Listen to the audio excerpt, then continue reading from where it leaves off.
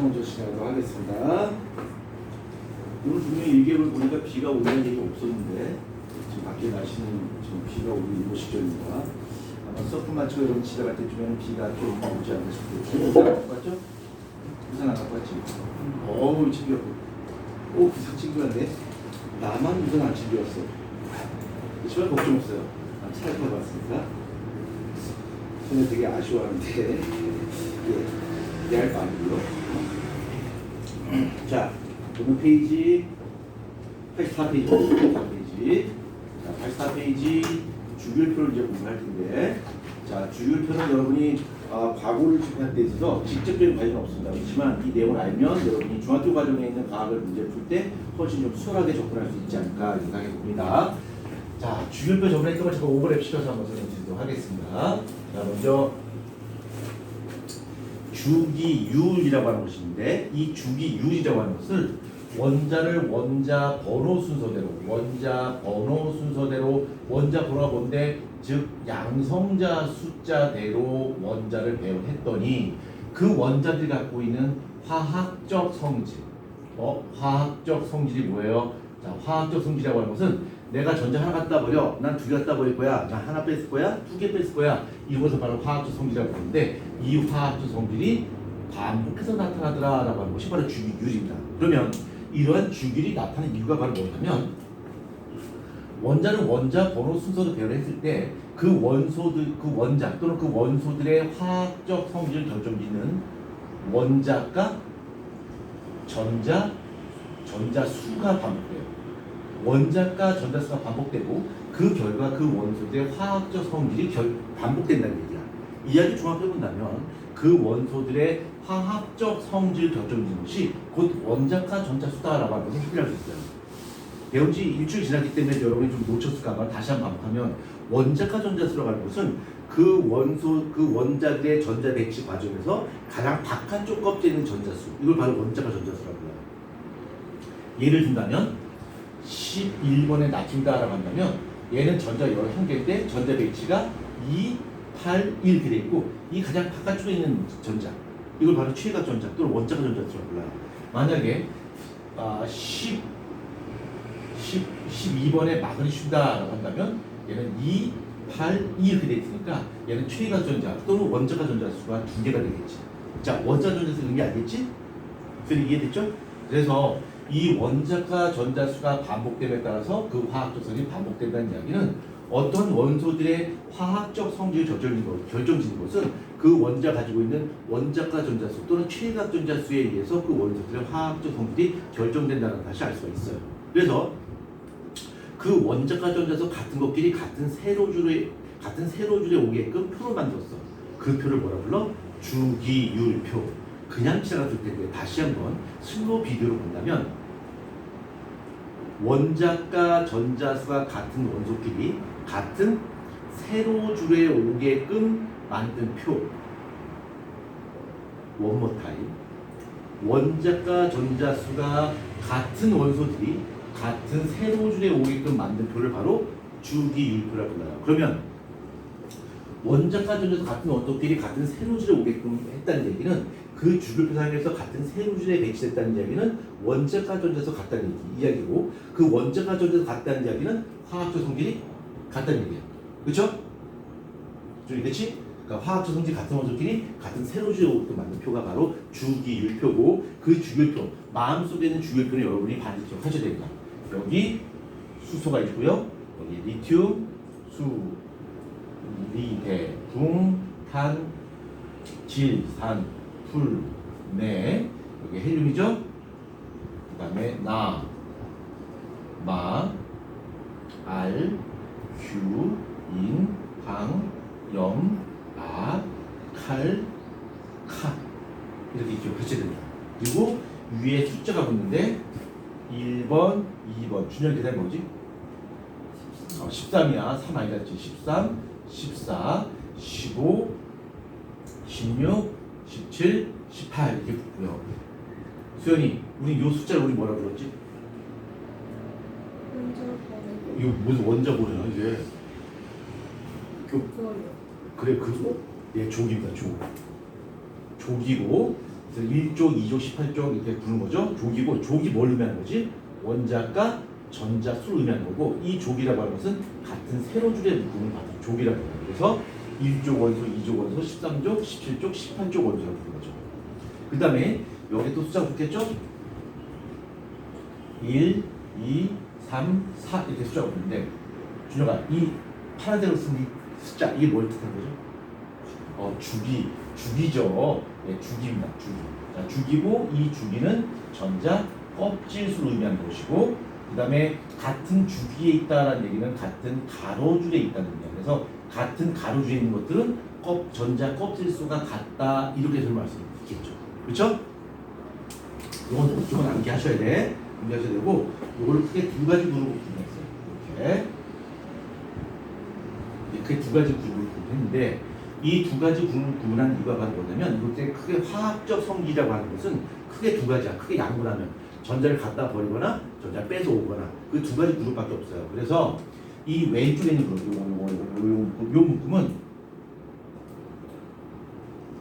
원자가 전자수가 적은 그룹이고 오른쪽에 있는 그룹은 원자가 전자수가 많은 그룹이에요.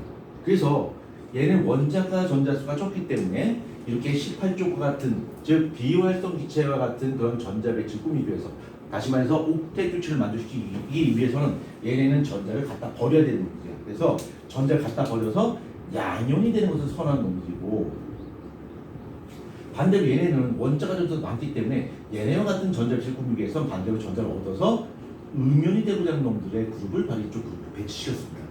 그러나 이쪽 그룹이나 이쪽 그룹이나 결국은 18쪽과 같은 비활성 기체와 같은 전자 배치를 꾸미는 것이 얘네들의 인생의 목표야.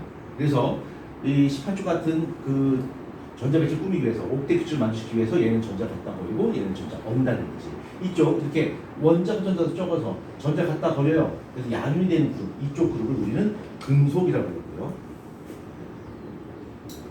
금속이라고 불렀고 이쪽 전자를 얻어서 음연이 되는 그룹을 우리는 비금속이라고 불렀어요. 주의할 점이 있다면 요 놈이에요. 요 놈. 저 수소는 언뜻 보기에는 금속 쪽에 붙어 있지만 실제 본질은 비금속입니다.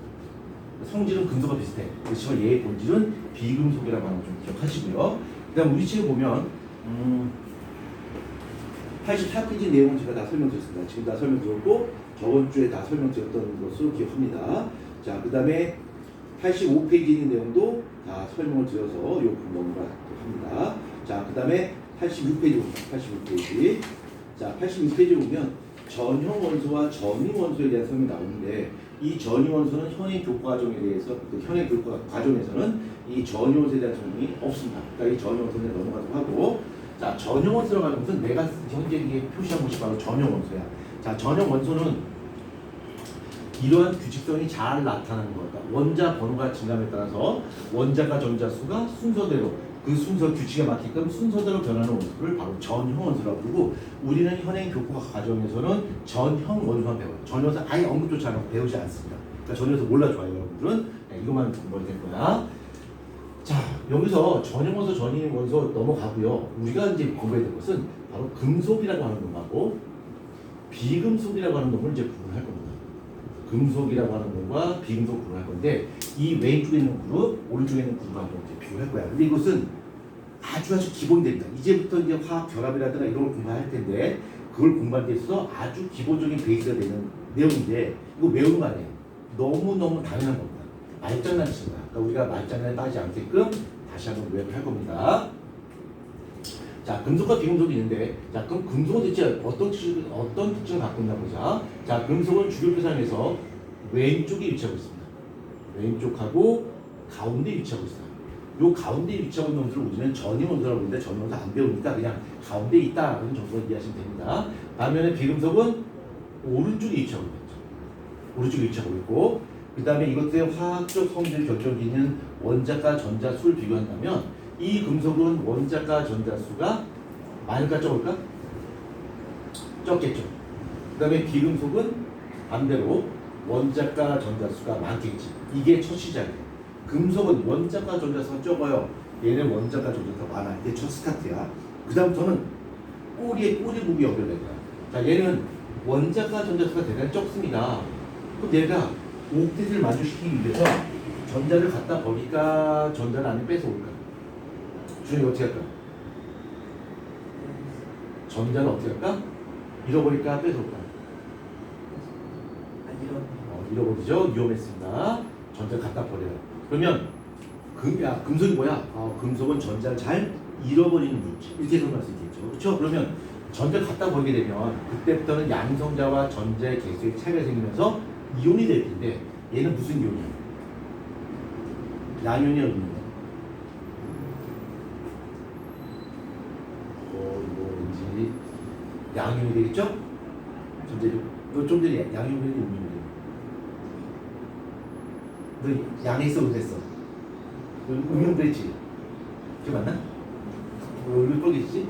양이온이 된단 말이야. 그렇죠? 얘는 반대야. 얘는 원자가 전자수가 많아요. 그럼 얘는 전자를 남한테 뺏는 성질을 가지고 있을 것이고 전자를 뺏는다면 얘네는 음이온이 되는 성질을 갖고 있단 말이야. 그래서 야, 금속이 뭐야? 원자가 전자수가 적어서 전자를 잘 갖다 버려. 그 결과 양이온이 되는 성질을 갖고 있는 놈들을 바로 금속이라고 해요. 그래서 금속 양이온이 되고 금속 음이온이란 말은 성립이 안 돼요. 그 다음에 원자가 전자수가 많아서 남한테 전자를 잘 뺐으면 음이온이 되겠지? 그래서 비금속 음이온이다. 오케이? 이해됩니까? 선생님 이해돼요? 여기까지? 너무 빠른가요? 정신 없나요? 저 쉬는 겁니까? 저 이해됩니까? 네, 좋아요. 자, 그럼 이 금속의 대표는 얘가 누구냐면 얘야. 네. 비금속은 요거 그렇죠? 반드시 기억하셔야 돼요. 반드시. 자, 금속과 비금속에 대해 설명했고요. 자, 그 다음에 조금 더 어려운 말로 한번 해봅시다. 우리가 화학적인 용어로 전자를 갖다 버리는 것을 다른 말로 산화라고 불러요. 산화라는 단어 쓰는데 산화의 반대말이 뭘까? 산화의 반대말이 환원이라는 말이 있어요. 환원이라는 말이 있어요. 자, 그러면 환원은 제끼고 산화라는 단어를 보자. 산화에서 이 산자가 무슨 산자야? 이거 산소할 때 산자야. 그러니까 산화되었다 또는 산화 반응이다라고 하는 것은 산소와 결합했다는 의미예요. 산소와 결합했다. 근데 산소와 결합했다는 의미 속에는 어떤 의미가 포함되냐면 산소는 원자번호 8번이에요. 전식이 2 이렇게 됐단 말이야. 얘가 옥텟을 맞추기 위해선 남한테 전자를 2개를 뺏어와야 돼. 근데 이 산소는 남한테 전자를 2개 뺏어오는데 이 산소는 남한테 전자를 뺏어오는 능력이 전 세계 넘버 2야. 그러니까 산소는 남한테 전자를 뺏어오는 능력이 매우 탁월해요. 그러니까 산소는 남한테 전자를 너무너무 잘 뺏기 때문에 산소와 만났다 라는 의미 속에는 산소한테 무엇을 내어줬다? 전자를 내어줬다는 의미가 포함돼요. 그래서 산화되었다라는 얘기는 산소와 결합했다, 산소와 반응했다는 의미고 그 의미 속에는 산소에게 전자를 내어줬다, 즉 전자를 잃어버렸다는 의미가 포함된 겁니다. 따라서 이렇게 전자를 갖다 버리고 양이온이 형성됐다라는 것을 다른 말로 얘는 산화를 굉장히 잘한다 이렇게 설명할 수 있어요. 그 다음에 이것이 산소와 결합해서 전자를 잃어버렸다는 의미가 있다면 환원은 반대야. 얘는 전자를 얻었다는 뜻이 포함됐거든. 그래서 얘는 환원을 잘한다 이렇게도 설명할 수 있습니다. 그래서 금속의 성질을 한마디로 요약한다면 이렇게 설명할 수 있고 비금속의 성질을 설명한다면 이렇게 설명할 수 있어요. 그리고 이렇게 전자를 잘 내어줘요, 전자를 잘 잃어버려요 라는 성질을 금속이 갖고 있는 성질이다. 그래서 그것을 금속성이라고 불러요. 반면에 남한테 전자를 잘 빼앗는다. 이건 비금속이 갖고 있는 성질이니까 이런 성질을 합쳐서 비금속성이라고 불러요. 그래서 일반적으로 금속성이 대단히 크다라는 의미는 전자를 잘 갖다 버린다는 뜻이고 비금속성이 대단히 크다라는 이야기는 남한테 전자를 잘 빼앗는다는 얘기예요. 그럼 내가 아까 산소는 남한테 전자를 빼앗는 능력이 넘버 2라고 그랬으니까 얘는 무슨 성이 대단히 큰 원소다? 금속성이 대단히 큰 원소다라는 사실을 알 수 있겠죠. 좀 시작하자마자 벌써 졸면 안 되죠? 왜 졸려? 졸린 것 같은데 아니면 괜찮아? 수현이 아예 오케이? 네. 그때 벌써 맛이 간 것 같은데. 다음 주에 시험 때문에 그런가? 중기 시험 얼마 안 남았잖아, 그렇지? 네, 긴장돼? 아, 별 긴장 안 돼? 아, 시험 껌이니까. 시험 껌. 수현이 시험 이제 코앞인데 긴장되나? 어우, 예, 시험. 천하의 수현이가 긴장을 나하고, 정말, 시험이 정말 중요한 거이군요. 바로 계속 가자.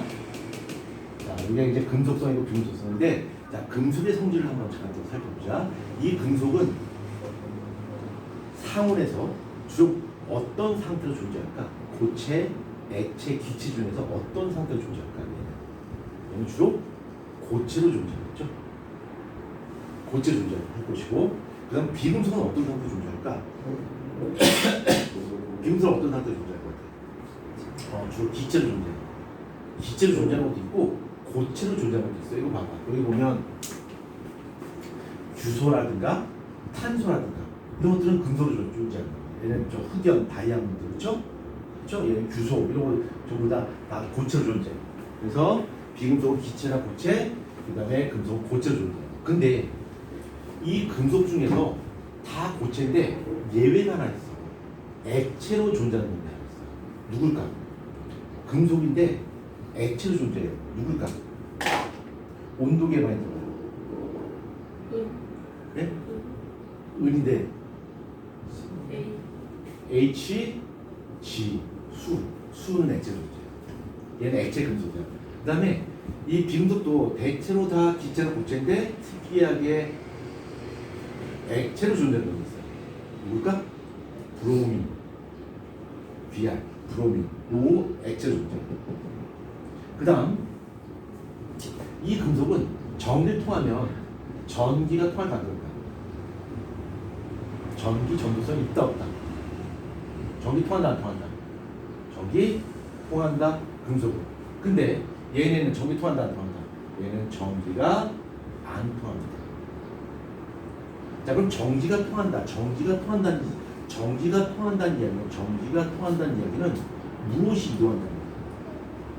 무엇이 이동한다는 거야? 전자가 이동한다는 얘기야. 그래서 이 금속은 전기 전도성 갖는데 그 이유가 바로 얘는 전자의 이동이 있어요. 반면에 비금속은 전자 이동하지 않아. 전자의 이동이 없습니다. 얘는 전자 이동이에요. 그래서 이렇게 지 마음대로 막 나대는 전자, 지 마음대로 막 돌아다니면서 전기가 흐르게끔한 이런 전자를 무슨 전자라고 하냐면 이런 전자를 자유전자. 그래서 금속은 특징이 비금속과 달리 전기 전도성이 매우 뛰어나다 이렇게 보시면 됩니다. 오케이. 그 다음에 비금속과 달리 금속은 또 어떤 성질을 갖고 있냐면 얘는 고체로 존재하는데 얘는 이 고체, 그러니까 금속 고체가 존재하는데 이 금속 고체를 내 마음대로 모양을 바꿀 수가 있어요. 그러니까 망치를 두드려서 금속 덩어리를 조금씩 얇게 필 수도 있고요. 좁은 구멍에 넣고 뽑아가지고 얇은 철사처럼 만들 수도 있어요. 그래서 그런 성질 좀 어려운 말로 편성, 그다음에 또는 뽑힘성이라고 해요. 편성, 뽑힘성이 대단히 크다. 이걸 좀 쉬운 말로 표현한다면 이 금속들은 내가 모양을 마음대로 바꿔도 그 금속의 고유한 그 결합이 그대로 유지가 된다는 얘기야. 내 마음대로 모양을 바꿀 수 있다는 얘기야. 그렇지만 흑연이나 다이아몬드 내 마음대로 바꿀 수 있나? 없어요. 막 망치 뚫려가지고 막 얇게 피고 막 철사처럼 막 꽂고 막 불가능해요. 그렇지만 이 금속은 내 마음대로 모양을 만들 수 있다는 얘기입니다. 저기 요번에 저기 과학 시험 보면 어때요? 자극과 반응하고 항상성이지. 그럼 거기까지? 그 앞에는 그거만 시험 보면?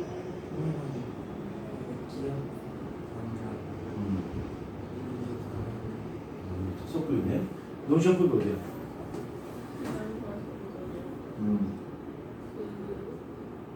감독 기간? 잠깐만요.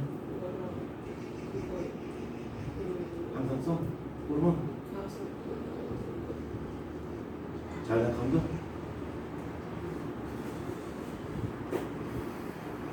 저기 어제 그러면 이때 요 시간 지나고 이따 생물 시간에 생물 이ವಾಗ 하는 건데 어차피 할 거 여러분 시험 범위에 들어간 부분을 좀 설명이 나을 것 같아. 그렇죠? 지금 그렇지 않아? 어차피 할 거잖아. 그렇지? 그러니까 좀 표현감을 높이려면 그 단편장이 낫잖아. 그렇지? 싫어? 좋죠? 근데 그 뒤에 다른 거를 설명하고 싶어도 생물 시간인데 다른 거 할 수 없잖아. 그렇지? 생물만 하겠습니다. 생물하고 그다음에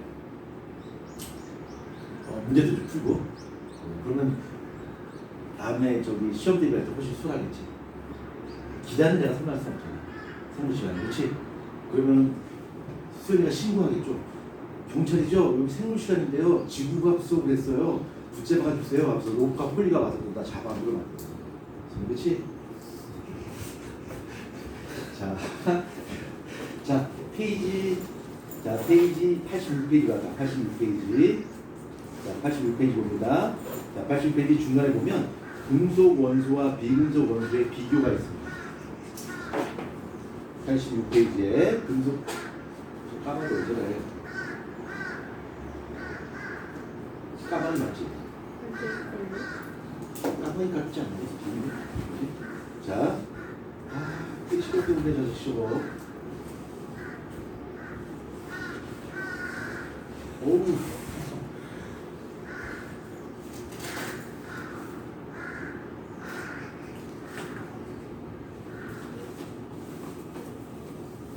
자, 금속과 비금속 원소의 비교해봐봐. 자, 금속 원소 구하면 보자. 자, 주교표에서 왼쪽에 존재하고 있고요. 그 다음에 양면이 되고 있고 전기가 잘 통해요. 그 다음에 물에도 염성 같은데 이거 몰라줘요. 그 다음에 대부분 고체인데 수만 액체다. 자, 그 다음에 특징 한번 보자. 광택이 있다. 그 다음에 대부분 금속은 산과 반응하여 소리체 발생시킨다. 그 다음에 외부에서 힘을 가면 어쩌고저쩌고 이쪽으로 다 설명드렸고요. 그 다음에 비금속 한번 보자. 비금속은 주교표상에 오른쪽에 위치하고 있고 음면이 되기 쉽고 이거 반드시 기억하셔야 돼. 그 다음에 전기 안 통해. 그 다음에 물에 동안 산성 이거 몰라줘야 기체 또는 액체야. 근데 브로민은 액체 존재. 나머지 몰라도 좋아. 자, 요까지만 기억하셔야 돼요. 이거 내가 설명한 거 요것만 기억하셔야 됩니다. 요것만. 오늘 반드시 기억을 하셔야 됩니다. 자, 그 다음에 같은 족 원소라고 하는데, 자, 같은 족 원소 중에서 여기 1족 원소 있죠? 1족 원소와 17족 원소에 대해서 설명드릴 겁니다. 1족과 17족 원소를 샘플링한 이유가 바로 뭐냐면 여기가 금속이고 여기가 비금속이야. 비금속인데 금속의 대표 주자를 1족 원소로 골랐고요. 비금속의 대표 주자를 17족으로 골랐어. 왜 그러냐면 아까 내가 금속성이라고 불렀는데 이 금속성이라고 하는 것은 전자를 갖다 버리는 것을 금속성이라고 불렀고 비금속성이라고 하는 것은 전자를 나한테 빼는 걸 비금속성이라고 불렀는데 이 금속들 중에서 전자를 가장 잘 갖다 버리는 누구냐면 1족이야. 왜 그러냐면 얘는 전자 하나 갖다 버리고 얘는 두 개 갖다 버리고 얘는 세 개를 갖다 버려. 그러면 하나 갖다 버린 거 두 개, 세 개 갖다 버린 걸 비교했을 때 두 개나 세 개 갖다 버린 거에 비해서 하나를 갖다 버린 것이 훨씬 더 수월한다. 그쵸? 수월해 얘가. 전자 잘 갖다 버려. 전자를 잘 갖다 버린다. 전자를 잘 갖다 버린다. 양용이 되기 쉽다. 즉 금속성이 크다 이렇게 볼 수 있겠죠. 그래서 금속성이 가장 뚜렷하게 잘 나타나는 놈이 누구야? 1족 원소입니다. 그 다음에 비금속성이라고 하는 것은 남한테 전자를 빼는 놈이야. 근데 얘네는 전자를 하나 뺐을 거고 얘는 두 개 뺏어야 되고 얘는 세 개 뺏어야 되고 얘는 네 개 뺏어야 돼. 누가 제일 잘 뺐을까? 얘가 제일 잘 뺐겠지. 전자를 잘 뺏는다. 전자를 잘 빼앗는다. 비금속성이 제일 크다 이렇게 볼 수 있겠지. 그래서 금속과 비금속의 성질을 비교하는데 금속성이 대빵 그 제일 큰 놈과 비금속성이 제일 큰 놈을 비교하고 샘플링 할 텐데 그놈이 누구냐면 바로 1족 원소, 1족 원소와 17족 원소 이 두 개를 샘플링해서 금속의 대표 주자, 비금속의 대표 주자를 갖고 설명할 거예요. 이거 설명할 때 이걸 놓치게 되면 이제 뜬구름 잡기가 됩니다. 전혀 이해가 안 돼요. 그래서 기본적으로 요거는 좀 여러분이 기억을 하셔야 됩니다. 요거는 기억하셔야 돼요. 요거는 기본적으로 금속은 전자를 갖다 버려요. 비금속은 전자 얻어요. 그래서 금속 왜요? 비율에서. 너 우산 있잖아. 네.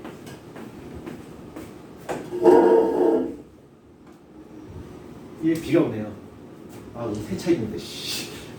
출근할 때 세차 있거든? 아, 야, 이게 세차하는데 딱 비가 오네. 내가 원래 세차 안 하다가 오늘은 비 안 오니까 세차 좀 할까? 그래서 딱 세차 했는데 비가 딱 오네. 야, 이건 좀, 열받네. 자, 시연아, 준혁아, 이거 기억하자.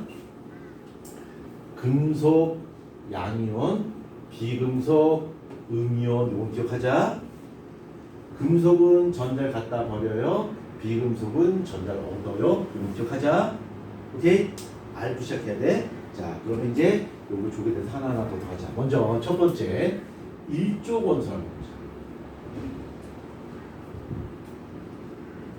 자, 일족 원소인데 일족 원소를 다른 영주는 뭐라고 하냐면 얘 이 그룹 일족 원소 얘네를 알칼리 금속이라고. 알칼리 금속, 알칼리 금속, 알칼리 금속이라고 해요. 알칼리 금속. 그래서 일종 원소를 알칼리 금속이라고 부르고, 자, 얘네는 원자과 전자수. 원자과 전자수 몇 개짜리야? 한 개지. 그렇죠? 원자과 전자가 한 개야. 근데 이 알칼리 금속에서 주의할 점은 누구는 제외한다. 수소는 제외한다. 수소는 알칼리 금속이 아니야. 얘네는 비금속이야. 얘네는. 이쪽 그룹이 아니야. 그래서 알칼리 금속은 얘네들 그룹이 바로 알칼리 금속이야.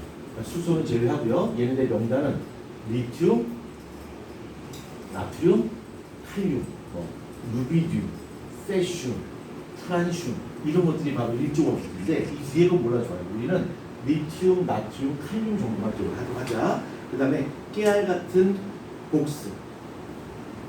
불꽃 반응했어요. 리튬 무슨 색깔?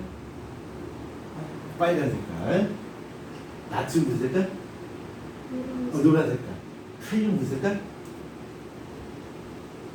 보라 색깔. 그렇죠. 불꽃 반응. 얘 다 불꽃 반응해요.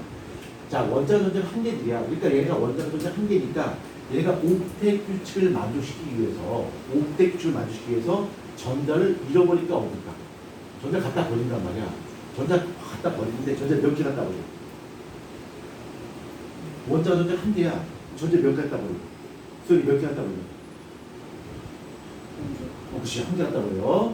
빨리빨리 대답합니다. 전자 하나 갖다 버려서 얘네는 플러스 1가 양용이 되는 성질을 갖고 있어요. 그러니까 리튬이다라고 한다면 전자를 갖다 버려서 Li 플러스, 나트륨이다라고 한다면 전자를 갖다 버려서 Na 플러스, 그 다음에 K 플러스 이런 식으로 전자를 하나씩 갖다 버린다는 거예요. 오케이? 맞죠? 그 다음에 얘네는 다른 금속들은 얘는 전자 3개 갖다 버려야 돼요. 얘는 2개 갖다 버려야 돼요. 얘는 하나 갖다 버려야 돼요. 이렇게 되는데 3개나 2개 갖다 버리기 위해서 얘는 하나만 갖다 버리게 되니까 다른 조개에 비해서 금속성이 대단히 커요. 전자를 너무너무 잘 갖다 버려요. 자, 그 다음에 이 알칼리 금속은요. 금속이야. 금속인데 우리가 금속이라고 해서 우리가 생각하는 그런 막 쇠라든가 막 이런 거하고 좀 달라요. 얘는 금속에도 불구하고 굉장히 무른 금속이에요. 말랑말랑해요. 손으로 만져도 거의 찰흙 정도로 이렇게 쑥쑥 들어갈 정도로 굉장히 무른 금속이에요. 무른 금속이 되고요. 얘네는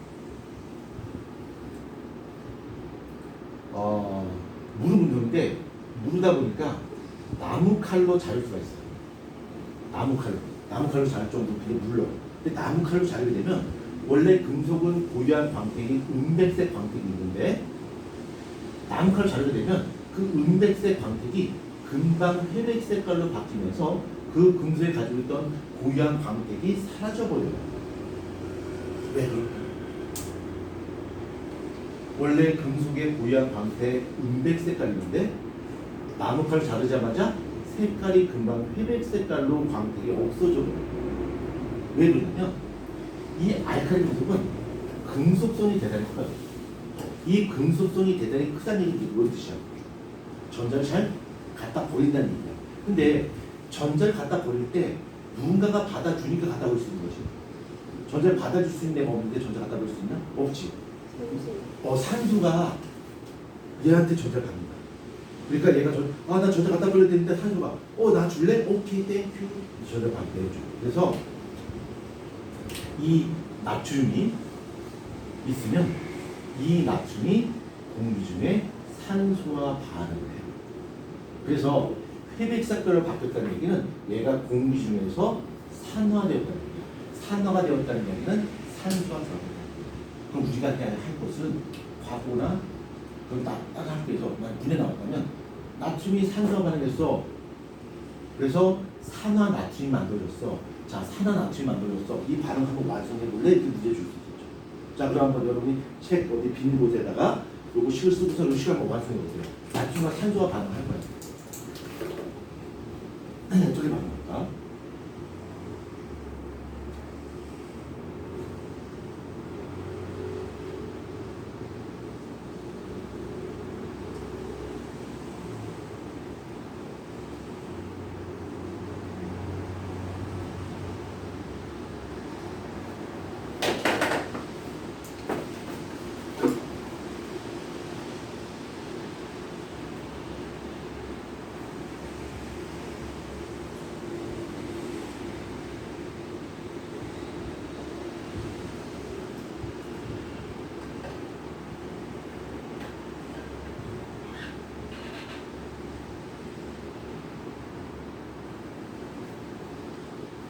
됐어요? 자, 보자.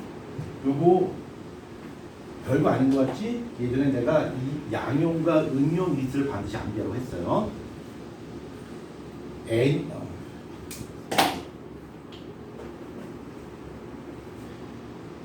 나트륨은 플러스 밀가 양용이 돼야 되는 거야. 산소는 뭐가 돼야 될까? O2 마이너스가 돼야 되겠지. 그쵸? 그럼 얘가 만나게 되면 얘가 두 개다, 얘가 하나 만나게 되니까 이렇게 만나게 되면 Na2O 가 되겠지. 그쵸? 그래서 얘가 Na2O 이렇게 적는데 이렇게 적으면 나 다 했어요. 그러면 안 되지. 안 맞죠? 어떻게 해야 될까? 수영이 뭐 풀었나? 앞에 이거 숫자 부를 수 있어요? 4, 1, 2 이렇게 되는 그래서 나트륨이 산소반응해서 이렇게 산화 나트륨이 되면서 광택을 잃어버려.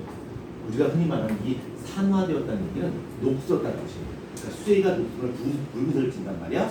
나트륨 같은 알칼리 금속은 공기 중에 산소가 가게 되면 회백색으로 바뀌어요. 녹슨 모양으로 바뀐다. 이렇게. 근데 이것이 어떨까? 그러면 빠르게 딱 나무 칼로 자르자마자 그 색깔이 은백색으로 해발색으로 샥 바뀌어버려요. 아주 빠른 속도. 왜? 얘는 너무너무 전자를 잘 갖다 버린 놈이기 때문에 이런 일이 벌어진다는 거죠. 여섯 번째. 이 알칼리 금속은 물과 반응. 물과 반응. 물과 반응인데 거의 폭발 수준으로 반응해요. 매우 빠른 속도로 반응해요. 폭발이 생기고요. 그래서 알칼리 금속을 물속에다 집어 던지면 심하면 폭발이 나서 사람이 다칠 수 있어요. 그래서 만약 실험한다면 정말 세트선만큼 조금씩 잘라서 이렇게 조금 집어넣어야지 그냥 줄 만큼 집어넣으면 큰일 날 수가 있어요. 폭발이 날 수 있어요. 그럼 어떤 일이 벌어지나 보자. 자, 나트륨을 물속에 집어넣었어. 자, 물속에 집어넣었다 가져가자.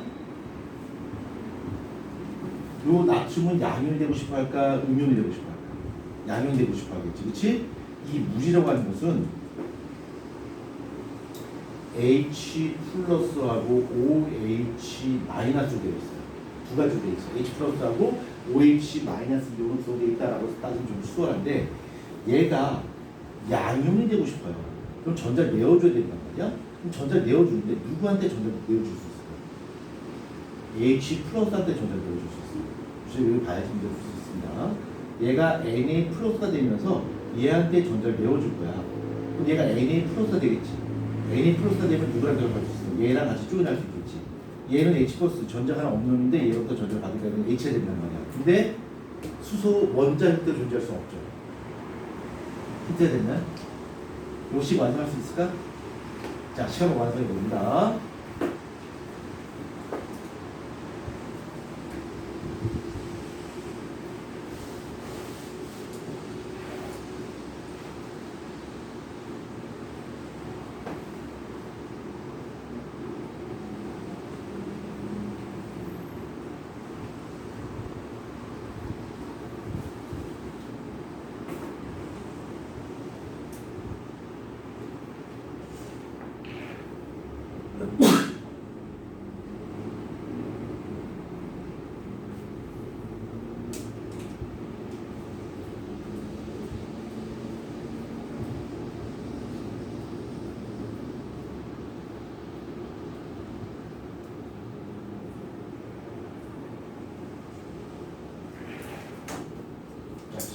이렇게 됩니다. 기수가 안 맞죠? 기수 맞추면 여러분들이 두 개 있어야 되겠네. 그렇죠? 2가 돼야 되겠네. 그럼 맞나?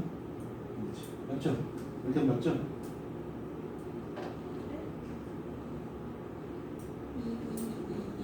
이, 이, 이,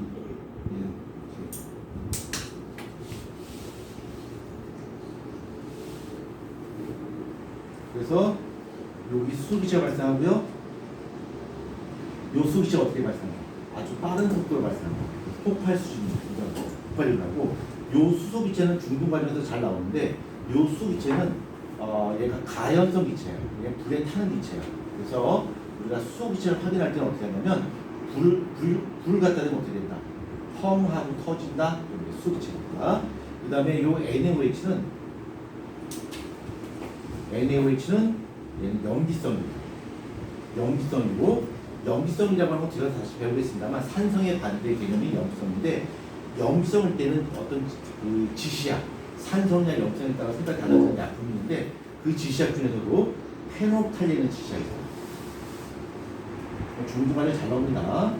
페놉탈렌이라는 지시약이 있는데 이 페놉탈렌을 떨어뜨리려면 색깔이 붉은색으로 바뀌어요. 그러니까 물에다가 나트륨 집어넣었어.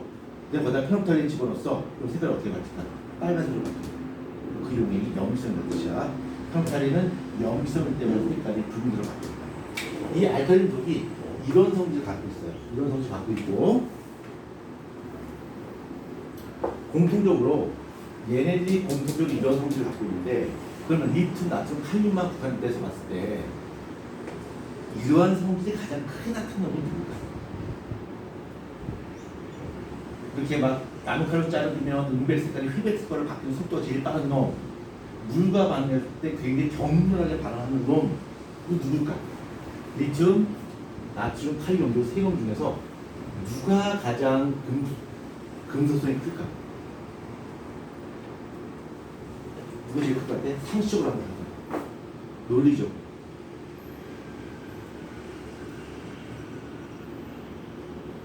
누가 제일 클 것 같아?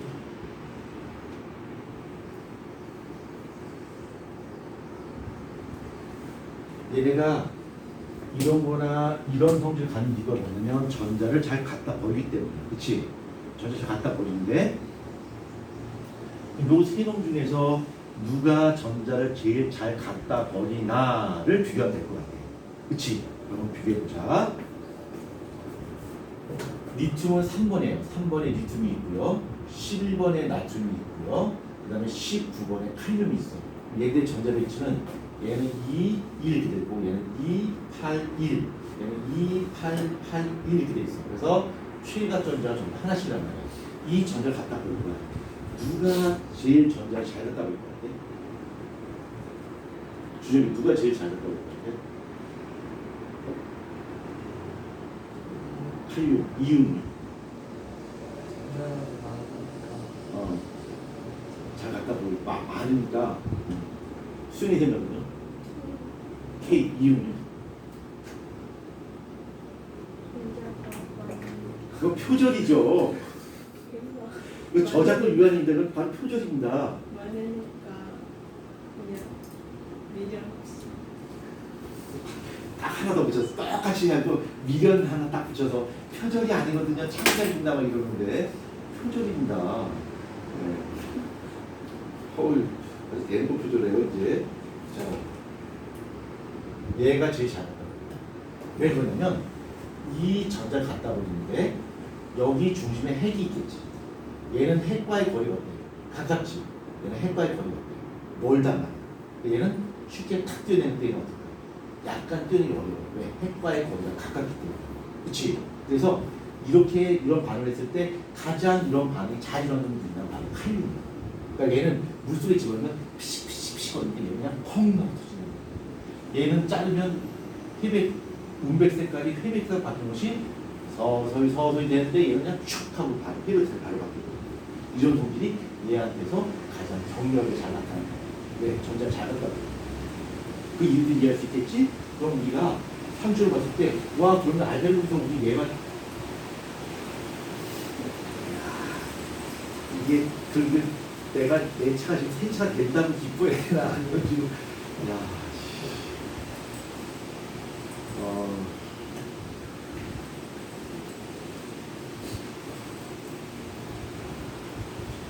내가 없구나. 시원하긴 하다. 들어오니까. 이게 들어와요?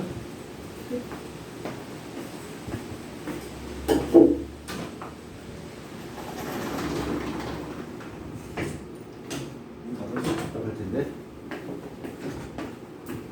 자, 여기까지 설명드린 것이 바로 1조 원소입니다. 1조 원소. 1조 원소야.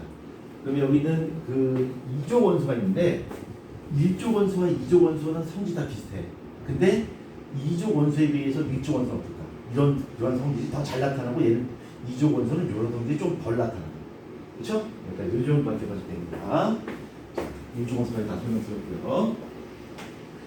자, 그 다음에 86페이지 보면 이제 할로젠 원소라고 있습니다. 할로젠 원소. 할로젠 원소 한번 보자.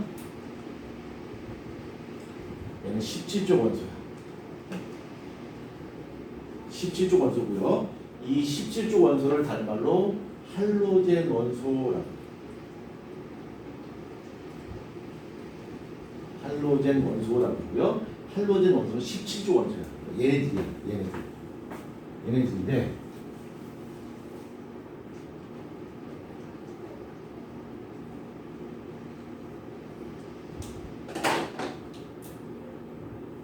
얘는 기본적으로 원자수가 전자수가 7개입니다. 원자수 7개고요. 7개고 그 다음에 누가 있냐면 FCl 밑에 보면 BR이 있고 또 밑에 보면 I가 있어. 4개 정도만 들어가시면 돼. 두 번째 얘는 원자가 전자가 7개란 말이야. 그래서 얘네가 옥텟을 만족시키기 위해서 남한테 전자를 1개를 얻어와야 돼. 전자를 뺏어오니까 얘는 마이너스 1가 음용이 되는 성질을 갖고 있어요. 그래서 얘네들은 F 마이너스 Cl 마이너스 Br 마이너스 I 마이너스 1가 음용의 형태로 존재합니다. 자, 그 다음에 세 번째 얘네는 이원자 분자 형태로 존재해요. 이원자 분자가 뭐야? 이원자 분자 처음 배우는 단어는 없는데 이게 주시죠? 그냥 버리고 세로면 테로는 꺼내려고 야 볼펜 많으니까 그냥 쉽게 갖다 버린다. 그렇지. 네, 볼펜 많으니까. 자, 이원자 분자라고 하는 단어부터 보자. 이원자 분자. 그래서 우리가 먼저 쉽게 이해할 수 있는 단어부터. 자, 분자라는 단어가 있어요. 분자가 바로 뭐냐면 원자 몇 개가 팀 만들어서 물질의 성질을 나타낼 때 이걸 바로 요즘 분자라고 해요. 이원자 분자가 뭐냐면 원자 2개가 모여서 하나의 분자를 만든다는 얘기야. 그러니까 얘네가 이렇게 FCl, Br, I 이렇게 존재하지 않아요. 이렇게 존재하지 않고 똑같은 원소끼리 서로 달라붙어서 얘가 실제로 자연계에 존재하는 형태는 F2, Cl2, Br2, I2의 형태로 존재해요. 이원자 분자. 이원자 분자 형태로 존재합니다. 오케이? 됐고요. 자, 그 다음 네 번째 얘네는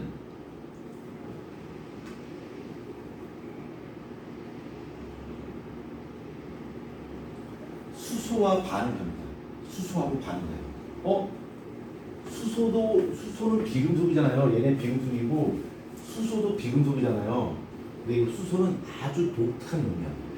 이 비금속이 제일 좋아하는 놈이 누구냐면 금속을 되게 좋아해요. 왜 그러냐면 금속은 전자를 내어주고 얘는 전자를 받기를 희망하는 거기 때문에 얘네들 되게 좋아한단 말이에요. 근데 얘네가 금속이 있으면 금속과 결합해요. 근데 안타깝게 금속이 없잖아. 그러면 같은 비금속이지만 금속과 비슷하게 전자를 남에게 잘 내어주는 놈이 있어요. 그건 바로 수소야. 수소는 비금속에도 불구하고 남한테 전자를 내어줘요. H+가 된단 말이에요. 얘네는. 그러니까 비금속들 입장에서 봤을 때는 전자를 잘 내어주는 금속이 있으면 땡큐지만 금속이 없어. 그럼 뻥 대신 답이야. 여기는 수소와 결합한다는 거예요. 수소와 조일하게 되면 이 수소는 비금속에도 불구하고 얘가 비금속에도 불구하고 얘네들한테 전자를 내어줄 수가 있다. 그래서 이 수소는 비금속들 사이에 금속의 대용품으로서 인지가 하늘치고. 그래서 산소 입장에서는 금속을 만나면 땡큐인데 금속이 없어? 그럼 산소가 아쉬운 대로 수소와 결합을 해요. 그래서 만든 것이 바로 뭐야? 물이야. 그렇죠? 그 다음에 탄소 입장에서는 금속을 만나면 땡큐인데 금속을 만나기 너무 어려워. 그럼 아쉬운 대로 수소와 결합해요. 이게 바로 뭐야? 메테인이야. 그렇죠? 질소가 금속을 만나면 땡큐야. 근데 금속을 만나기 너무 어려워. 금속이 없어. 그럼 질소가 수소랑 결합해서 수소로부터 전자를 빼서. 그래서 만든 것이 바로 뭐야? NH3, 암모니아야. 그러니까 이 수소는 비금속임에도 불구하고 금속의 흉내를 잘 내기 때문에 비금속들 사이에서 인기가 짱 좋은 거야. 그래서 왜 자꾸 시선이 자꾸 아래로 갑니까? 눈곱이 무거워요? 아니죠. 예, 시험 이제 뭐 똑같은데 졸면 안 되겠죠. 심하다. 자,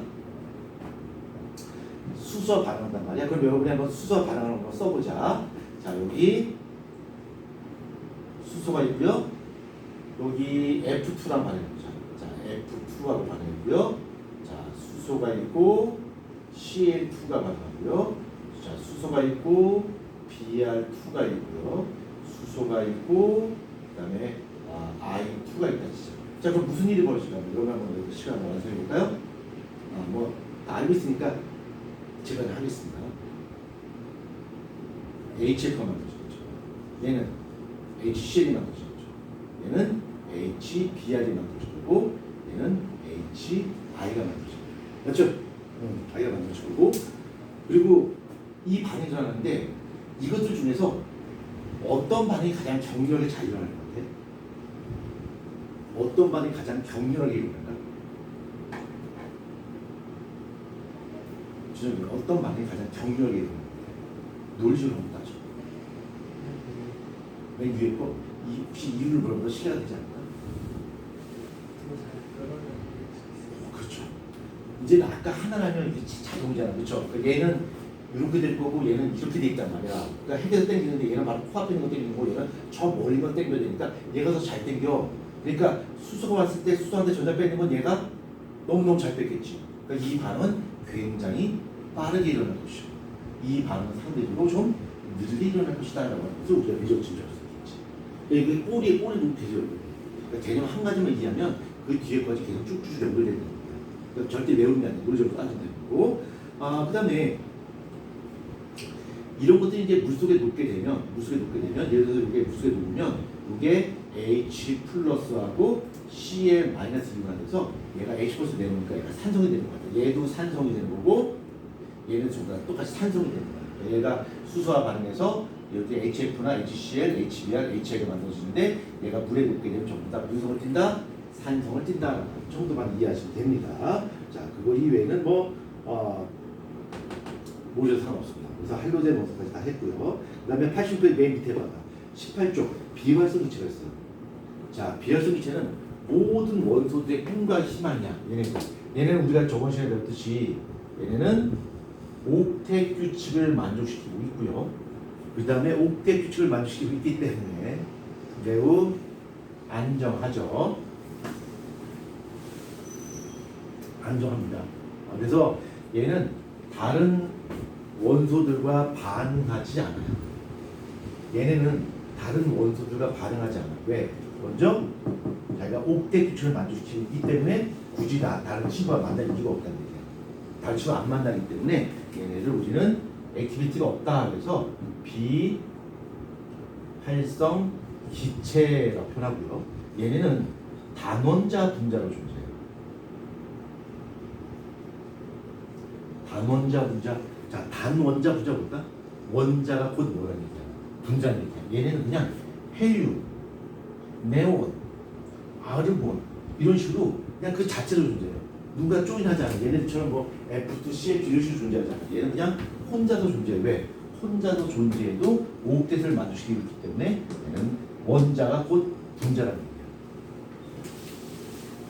수현이가 서서히 이제 분포풀이 무거워지고 있습니다. 수현이 힘내시고요. 싫어요? 힘내시고요. 예, 목소리도 다막 기어들어가네. 자, 그 다음에 페이지 90페이지인데 이 페이지 90페이지는 넘어가도록 합니다. 우리가 과거나 영적으로 준비하는 전혀 관련이 없습니다. 자, 페이지 92페이지입니다. 92페이지.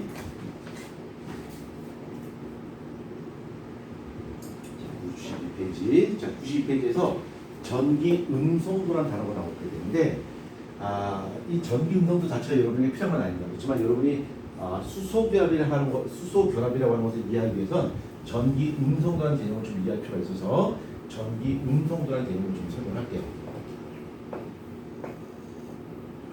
자, 전기 음성도라고 하는 것은 여기 비금속 원소들 말이야. 이 비금속 원소들이 남한테 전자를 뺀단 말이야. 전자를 뺐는데 이 남한테 전자를 뺐을 때 그 전자를 땡기겠지?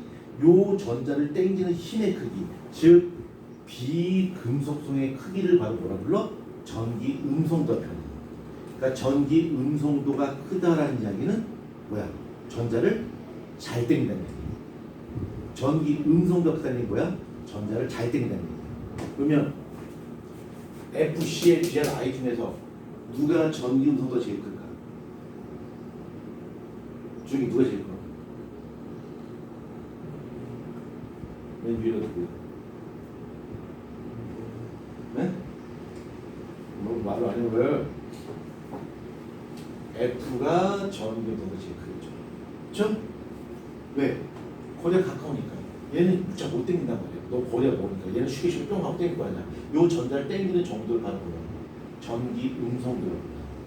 그래서 전기 음성도가 크다는 말을 다른 말로 비금속성이 대단히 크다는 표현이에요. 여기 비금속성이 바로 전기 음성도이다. 이렇게 이해하시면 되겠습니다.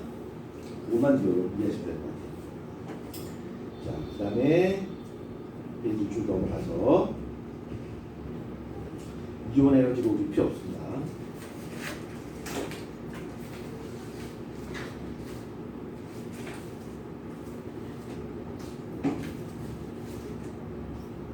페이지 112페이지.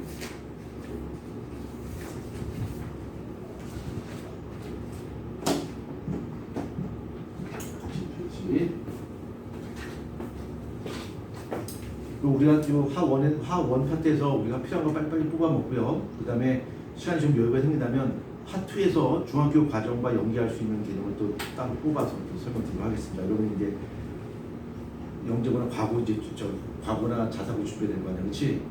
빡십니다. 이제 내신 기간이 끝나면 여러분의 행복 끝, 불행 시작입니다. 그런 의미에서 수연이가 지금 깊은 잠을 청하고 있는데 그것도 얼마 안 남았습니다. 이제 내신 끝나면 지옥을 맛보게 됩니다. 지옥이 있다면 이것이 지옥이구나 이렇게 맛보게 됩니다. 2주 동안 남아요. 일주 아닌가요? 22일만 남은 거 아닌가?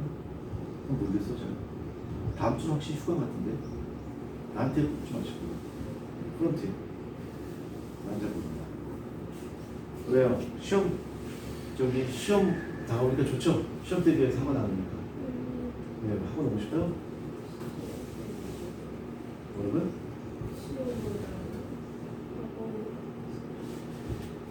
학교 시험 뭐 어렵지도 않잖아. 하는 지는 거야.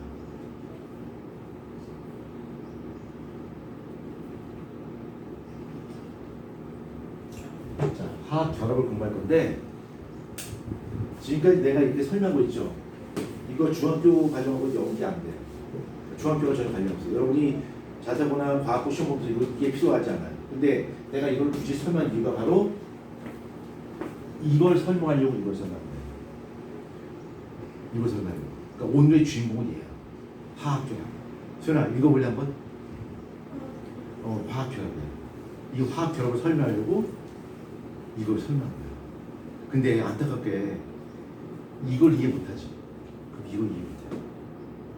너무 슬프지 않아? 근데 아직 슬프게 읽어. 내가 설명한 것 중에서 요것만 이해하면 요걸 이해할 수 있어. 요것만 이해하면. 그러니까 아까 깜빡 졸아서 내가 다 못 들었어요. 그런 친구 위해서 마지막 희망을 건네준다면 요것만 기억하면 요걸 이해할 수 있어요. 근데 이것마저도 저는 못 알아듣겠다라고 한다면 이제부터 못 알아듣습니다. 저기 이제 알아들을 준비됐죠? Are you ready? Are you ready? Are you ready? 오케이. 이게 슬퍼요? 눈물에서 눈물 흘려요? 여기 따가워서. 아 이게 슬퍼서 아니 따가워. 눈물 막 흘려요. 이게 슬퍼. 왜 전자 뺏는 거야? 뺏는 친구 싫어. 막 이런 거 같은데. 자, 이 화학 결합 파트도 하나의 심리 기술로 쭉 연결됩니다. 그래서 하나 놓치면 다 무너져요. 하나를 알면 논리적으로 쭉쭉쭉 연결되기 때문에 아주 쉽게 구성이 될 수 있죠. 연결될 수 있습니다. 그리고 놓치면 잘 들어가. 화학 결합은 정말 중요해. 준혁아, 화학 결합은 중요해. 수연아, 중요해. 이거 놓치면 어떻게 된다고? 죽는다고. 왜 웃지? 지금 화학 결합을 지금 비하하시는 겁니까? 아, 화학 결합 슬퍼. 왜 자꾸 울어? 왜 화학 결합만 생각하면 막 눈물이 나. 아, 막 너무 잔인한 것 같아. 막 전자 뺏고, 어우, 난 정말 싸우는 거 싫어. 막 이런 것 같은데, 수연이. 자, 봅시다. 화학 결합. 자, 화학 결합이라고 하는 것이 뭐냐면 원자하고 원자가 서로 조인하는 것을 바로 화학 결합이라고 해요. 이거를 화학 결합이라 부르는데, 그러면 원자와 원자가 서로 조인하는 이유는 뭐 때문일까? 무엇 때문에 원자와 원자 서로 조인할까? 수연아, 원자와 원자가 왜 서로 만날까? 왜?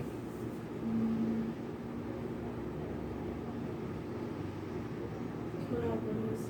아까 왜 결합을 할까? 결합이라고 하는 것은 원자와 원자 서로 만나는 거야. 그걸 화학 결합이라고 불러. 근데 화학 결합을 왜 하는 거야? 화학 반응해서 화학 결합을 해? 화학 결합이 변해서 화학 반응을 하는 거죠. 근데 화학 결합을 왜 하는 거야? 지금 왜 하는 거야? 안정화되기 위해서야. 즉 옥텟 규칙을 지키기 위한 거야. 비활성 이치를 제외한 나머지 원소들은 전부 다 전자가 부족하거나 전자 남는단 말이야. 그래서 각자 자신의 방법대로 전자를 주거니 받거니 하면서 너도 옥텟을 만족시키고 나도 옥텟을 만족시키는 거야. 나도 옥텟을 만족시키고 너도 옥텟을 만족시키기 위해서는 서로 만나야 되는 거야. 그렇죠? 그 만난 걸 바로 화학 결합이라고 해요. 결국 화학 결합은 각각의 옥텟을 만족시키기 위한 것이 바로 화학 결합이에요. 오케이? 화학 결합 뭔지 알겠지? 자, 화학 결합은 옥텟 규칙을 만족시키기 위해서 원자와 원자가 만든 건데, 우리 중등 과정과 연계한다면 중등 과정에 이런 게 있어요. 물리 변화라는 단어와 화학 변화라는 단어가 있어. 그렇지? 그럼 준혁이 저번에 과학 100점 맞은 준혁이한테 한번 물어보자. 물리 변화는 뭐야? 100점 맞았는데 시험을 끝나고 나면 깨끗하게 비우는데 뭐 리셋 시키는데. 그러면 수현이 물리 변화는 뭐야? 그거 배웠었어요? 뭐 이런 거지, 그렇지? 그거 배운 적이 없는 것 같은데?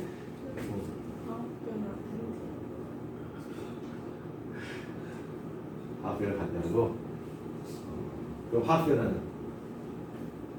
우리가 자의 배열 달라지. 오, 맞아요.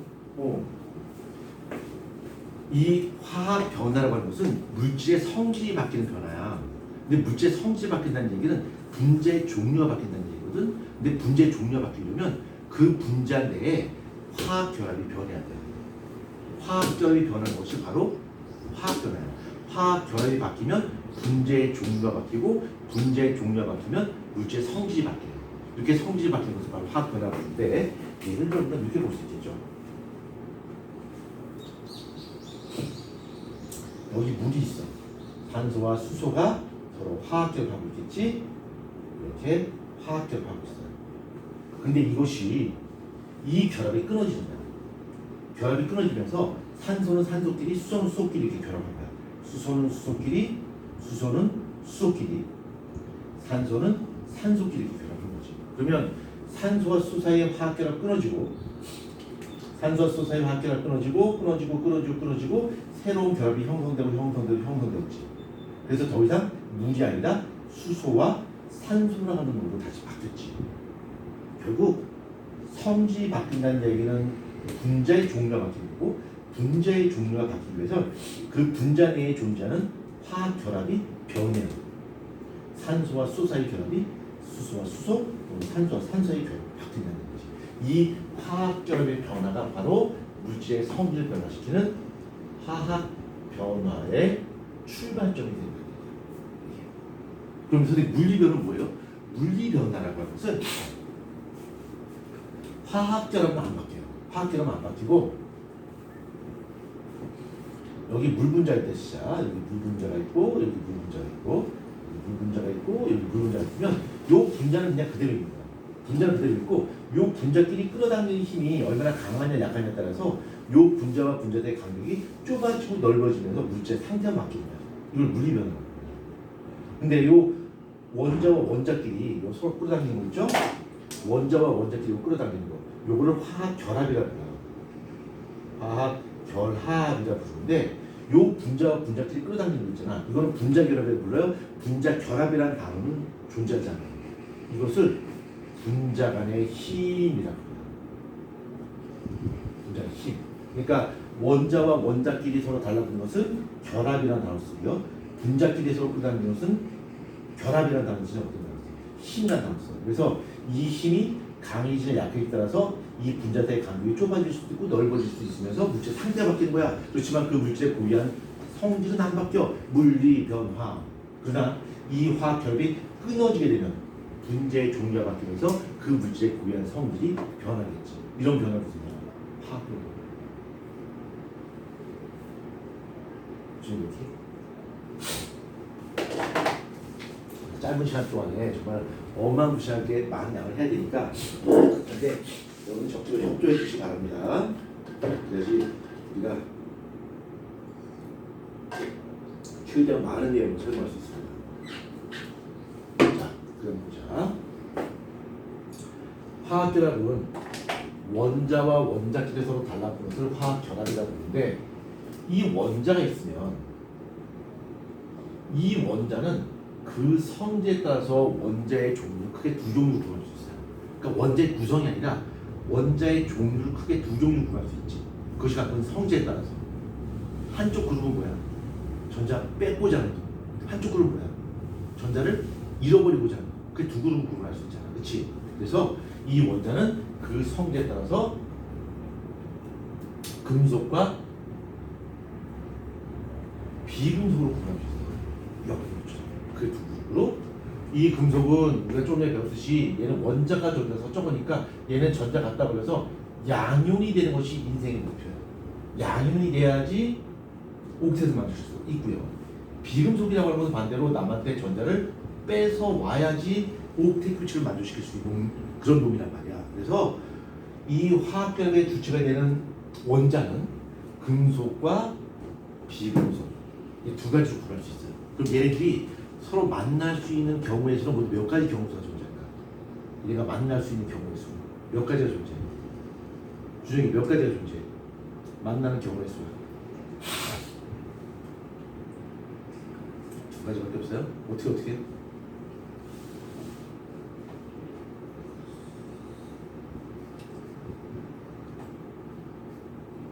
수영이 얘네가 만날 수 있는 경우 수는 몇 가지가 존재할까?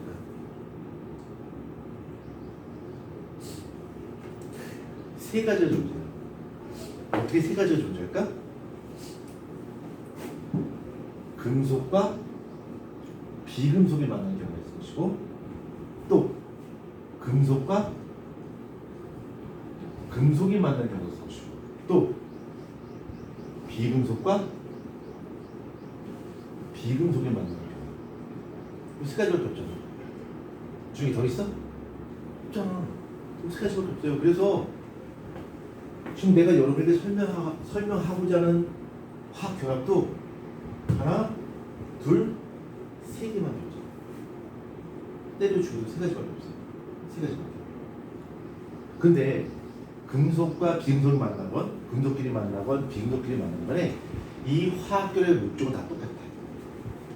전부 다 옥텟 규칙을 맞추기 위해서 결합합니다. 이거나 이거나 이거나 목적은 똑같아요. 단지 차이점이 있다면 서로 파트너가 서로 다를 뿐이에요. 금속과 비금속이 만나냐, 금속끼리 만나냐, 아니면 비금속끼리 만나냐, 이 파트너가 서로 달라질 뿐이지 목적은 똑같아요. 그러나 화학결의 목적이 뭐야? 그쵸, 옥텟 규칙을 맞추는 거야. 안정화되는 것이 목표란 말이야. 그쵸? 그러나 어떤 놈끼리 만나에 따라서 그 성질이 좀 다르고 결합의 이름을 갖다 붙여주는 거야. 일단 이름을 일단 좀 외우자. 금속과 비금속이 서로 달라붙는 결합을 이용결합이라고 해요. 이용결합이라고 부르고 금속과 금속이 달라붙는 경우를 금속결합이라고 해요. 그 다음에 비금속과 비금속이 서로 달라붙는 경우를 뭐라고 할까? 비금속 결합? 아니요. 도깨비 결합. 그렇죠. 공유 결합. 지금 딱 알잖아. 주인 뭐합니까 지금? 내가 도깨비 결합을 딱 공유하면 알잖아. 너 지금 도깨비가 공유하고 매치 안 되지 지금. 돼 안 돼? 왜 갑자기 도깨비가 왜 공유지? 너 이런 생각하는 거지 지금. 그렇지? 아 알아요. 안 돼. 너만 하는 거 아니야. 자, 그래서 이용결합, 금속결합, 공결합이야. 그러면 이 실제로 이런 결합한 것의 예를 한번 적어보자. 자, 이용결합은 금속과 비금속이 만나야 된단 말이야. 대표 예로 뭐가 있냐면 NaCl, MgO 이런 것, 그렇죠? Li2O 이런 것들이 바로 이용결합이야. 저거 보고서 어떻게 금방 이용되는 거 어떻게 알아요? 아까 내가 주급상에서 금속이 누가 있고 비금속이 누가 있지 아까 알려줬잖아, 그렇지? 이게 바로 이용결합이야. 금속결합은 금속끼리 붙는 거니까 구리 원자끼리 붙었어요, 나트륨 원자끼리 붙었어요, 마그네슘 원자끼리 붙었어요. 이것이 바로 금속결합이에요. 그 다음에 공결합이라고 하는 것은 비금속과 비금속이 붙는 거니까 뭐 H2라든가 Cl2라든가 O2라든가 이런 것도 있을 수 있겠습니다만 H2, CO2, NH3 이런 것들도 전부 다 공결합이에요. 그럼 이게 화학식만 딱 보고서 얘가 공결합인지 이용결합인지 어떻게 금방 알 수 있어요? 아까 주글비상에서 금속과 비금속을 반드시 기억하라고 했죠. 그러니까 금속과 비금속만 딱 기억한다면 딱 보는 순간에 얘는 금속, 비금속, 금속, 비금속이니까 이용결합이야. 얘는 금속 그 자체네, 금속결합이야. 얘는 전부 다 비금속만 존재하네, 공결합이야. 이렇게 금방 판단될 수 있잖아요.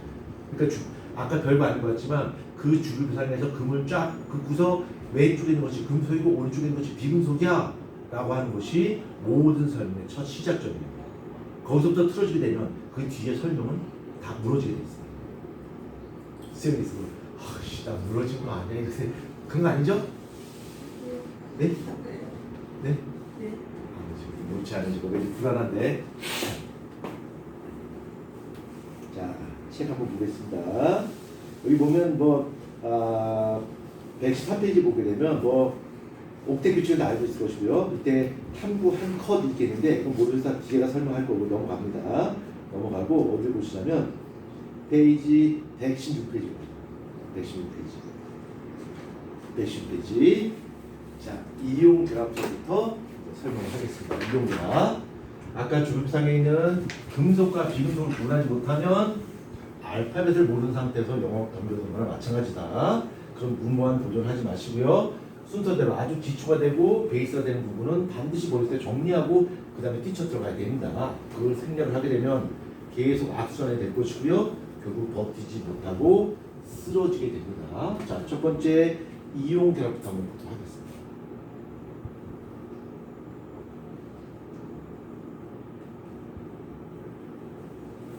자, 이용 결합. 자, 이용 결합은 누구하고 누가 하는 결합이야? 이건 알고 가야지.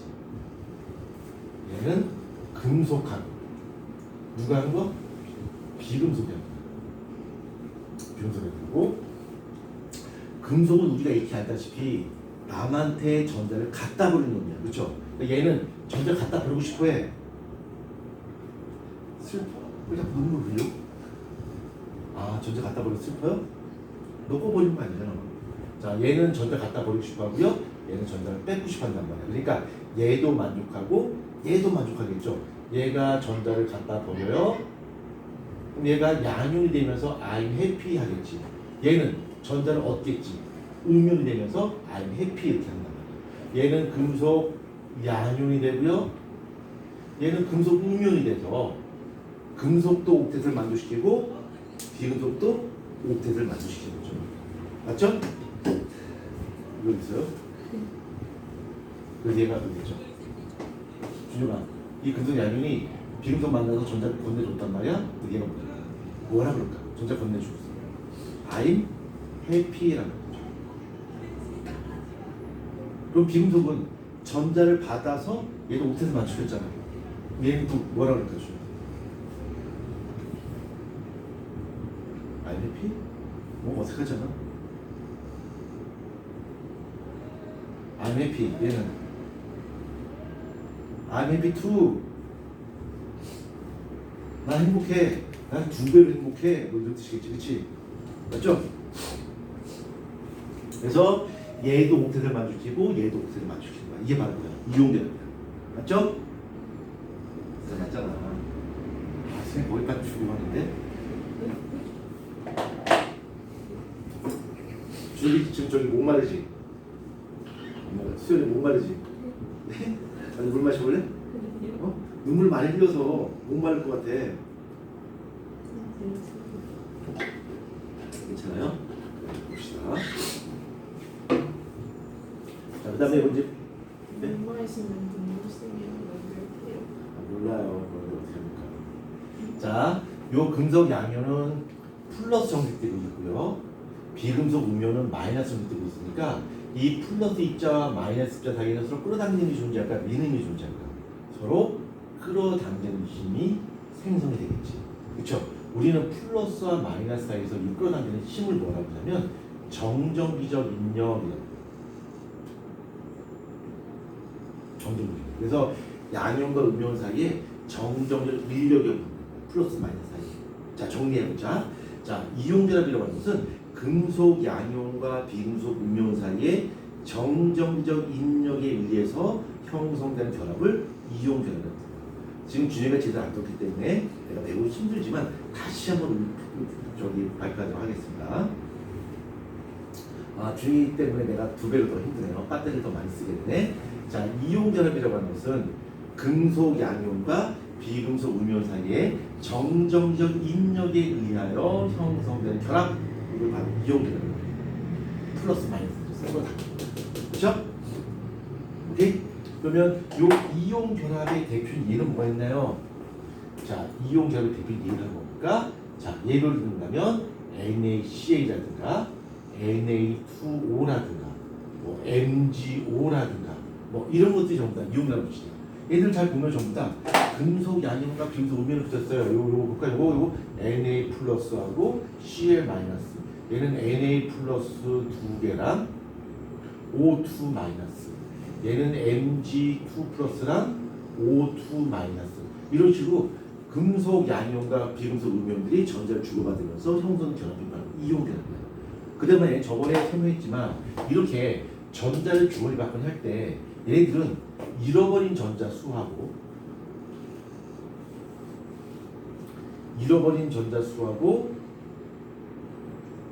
얻은 전자 수가 어때야 돼? 같아야 돼. 그렇죠? 같게 해주기 위해서 거기다가 어떤 정수를 곱해준다라고 했습니다. 이건 아마 기억날 것 같습니다.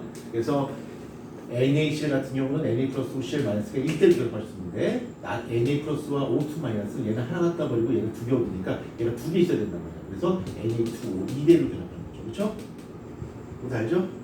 다 알 거라 믿습니다. 저번에 설명했기 때문에. 자, 그래서 이런 것이 이제 이용 결합 물질이고요.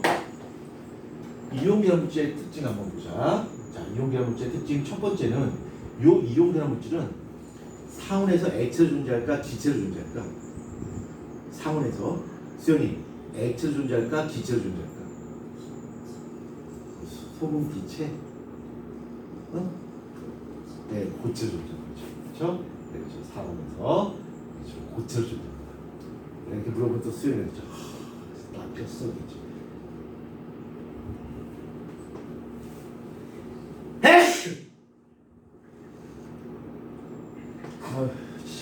자, 얘는 상어에서 주로 고체를 존재합니다. 고체. 아유 왜?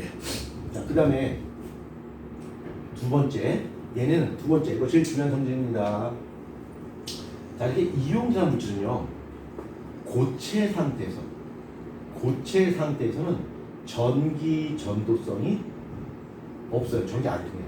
근데 액체나 수용의 상태에서, 그러니까 이게 녹였거나 아니면 물에 집어넣으면 얘는 반대로 전기 전도성이 나타납니다. 이용질환 물질. 왜 그러냐면 전기가 통한다는 이야기는 이 전자 이동한다는 얘기고, 전자 이동하려면 그 안에 이온이 있어야 돼요. 근데 이 고체 상태에서는 양이온과 음이온이 이렇게 존재하긴 하지만 이때는 이온의 움직임이 있어 없어? 이때는 이온의 움직임이 없어요. 양이온과 음이온이 딱 붙어있단 말이에요. 딱 고정되어 있기 때문에 얘네들이 전자를 옮겨줄 수 없어요. 그래서 고체 상태에서는 전기 전도성이 안 나타납니다. 그러나 액체나 수용에 물에 녹이거나 그냥 온도를 1000도 이상 올려서 녹이게 되면 그때는 전기 전도성이 나타나는데, 이렇게 전기 전도성이 나타나는 이유는 이때는 액체이기 때문에 이온의 움직임이 자유롭습니다. 이온의 움직임이 자유롭기 때문에 전기 전도성이 같습니다. 자, 그 내용이 어디 나왔냐면 페이지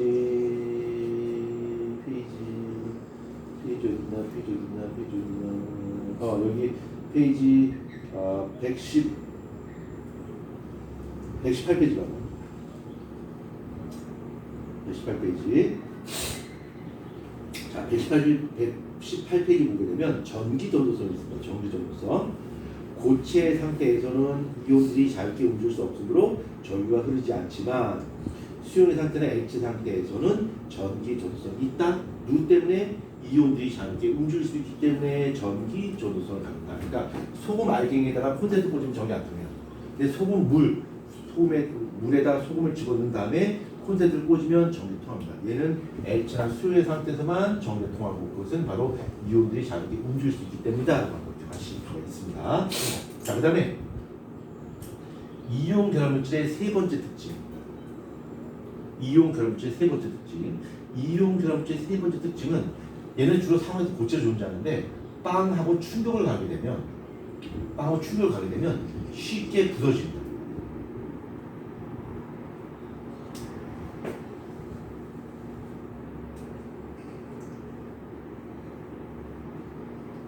쉽게 부서지는 성질을 갖고 있어요. 왜 그러냐면 얘네가 고체 상태에서는 이렇게 양이온, 음이온, 양이온, 양이온, 양이온 이런 형태로 존재하는데 탕하고 충격을 가게 되면 이렇게 하나씩 밀려요. 그래서 이런 식으로 존재합니다. 양이온, 음이온 되고 이게 밀리니까 양이온, 음이온 이런 식으로 존재하게 되는 거야. 그래서 같은 전환되는 이온끼리 서로 맞닿아 있을 것이니까 그래서 미는 힘이 작용해요. 어떻게 쭉 하고 깨져버린다. 그래서 수액 같은 거를 망치로 두드리면 찌그러지지만 소금 같은 것을 망치로 두드리면 어떻게 될까? 찌그러진 것이 아니라 어떻게 될까? 깨져버립니다. 그 깨져버린 이유가 양이온, 음이온, 즉 이온 간의 반발력 때문에. 이온 간의 반발력 때문에 이런 것들이 깨져버린다. 오케이? 됐죠? 자, 그 다음 내가 먼저 벽보고 수업하는 건 아니겠지? 자, 그 다음 세 번째, 이온 결합 물질은요 물에 집어넣으면 잘 녹습니다. 그러니까 얘는 물에 잘 녹아요. 용해성이 배짱 뛰어납니다. 용해성이 매우 뛰어난데, 그러면 무조건 이온 결합 물질은 물에 다 잘 녹나요? 그렇지 않아요. 이온 결합 물질 중에서 물에 잘 녹지 않는 놈이 있어. 우리 그런 거 뭐라 부를까? 걔네를 두 글자를 뭐라 그럴까?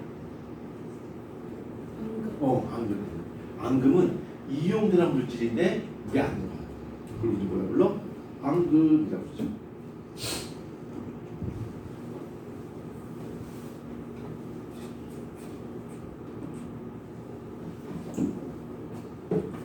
앙금을 제외하고 나머지 이용계란 물질은 대체 물에 잘 녹는다. 얘네 물에 저거 잘 녹아. 그럼 얘네들이 물에 잘 녹는 이유가 뭐냐면 우리가 흔히 말하는 이 용해성, 그러니까 물에 잘 녹는다는 얘기인데 물에 녹는 용해 과정을 다른 말로 뭐라고 하냐면 용매화라고 부르요. 용매화라고 부르고요. 그 용매가 물일 때는 그것을 다른 말로 수화라고 불러. 우리가 설탕이나 소금을 물속에 집어넣게 되면 설탕이나 소금 입자가 눈에 안 보여. 그 안 보는 이유가 뭐냐면 물 분자가 둘러싸서 그래요. 물밖에 안 보이는 거야. 소금을 물속에 집어넣게 되면 물 분자가 이렇게 있고요. 설탕이나 소금 입자가 요 물 분자 사이에 이렇게 들어가는 거야. 그래서 설탕이나 소금이 물에 녹으면 설탕이나 소금 입자 눈에 보이지 않는 거야. 왜? 물 분자 사이에 끼어들어가니까. 그러면 이 설탕이나 소금 용질 입자가 물 입자 사이로 들어가려면 여기는 물과 용질 입자는 서로 친해야 될까 아니면 밀어내야 될까? 주연이 용질 입자와 용맥 이 물은 서로 친해야지 잘 녹을까 아니면 반대로 서로 밀어내야지 서로 잘 녹을까? 친해야 된단 말이야. 그래서 요게 용매고요. 요게 용질인데 잘 녹는다는 이야기는 용매와 용질이 서로 친하다는 이야기야. 서로 잘 달라붙어 있어야 돼. 그래야지 요 틈바구니로 잘 들어갈 수 있는데 물을 한번 보면 물은 산소가 있고 여기 수소가 이렇게 있는데 나중에 다시 배워요. 요 산소는 부분적으로 마이너스를 띄고 있고요. 여기는 수소는 플러스를 띄고 있어. 그러니까 물은 분자 내부에 플러스 전위와 마이너스 전위를 동시에 갖고 있어요. 플러스 갖고 있고 마이너스 갖고 있어요. 이걸 나중에 배울 텐데 이런 걸 우리는 극성 분자라고 해요. 극성을 띄고 있다 표현하는데 마이너스 갖고 있고 플러스 갖고 있단 말이야. 따라서 내가 NaCl을 물속에 집어넣었다. 염화나트륨을 물속에 집어넣게 되면 이 염화나트륨이 물속에서 Na 플러스하고 Cl 마이너스로 이렇게 이온화되고 이 Na 플러스는 물에 의해서 둘러싸임을 당하고요. Cl 마이너스도 물에 의해서 둘러싸임을 당해요.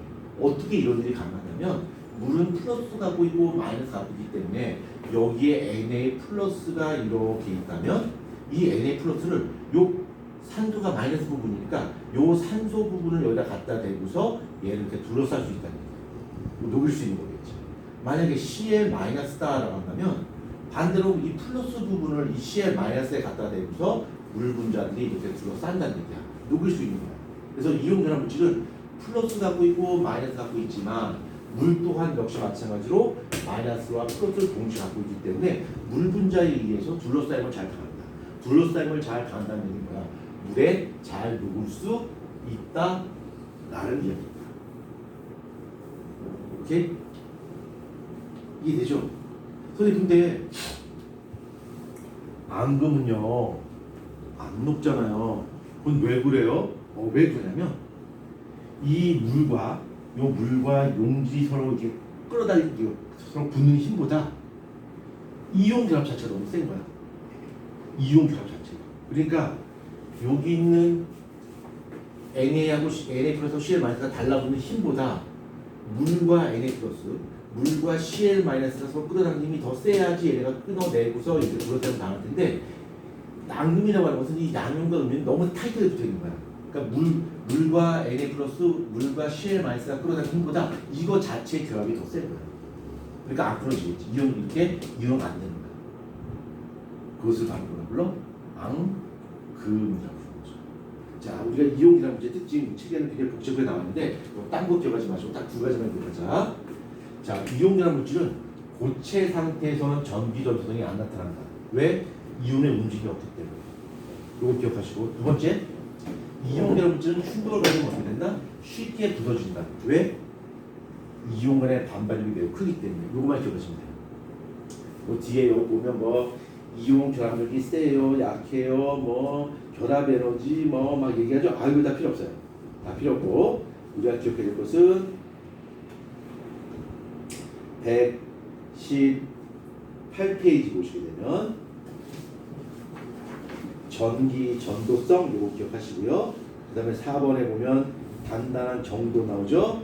요거 두 가지만 기억하시면 됩니다. 이용결합에 대해서는 오케이. 네, 두 가지만 보시면 돼요. 이용결합 이거는 우리 책에 안 나옵니다. 그러니까 모셔도 상관없습니다. 중학교 과정에서 배우지 않습니다.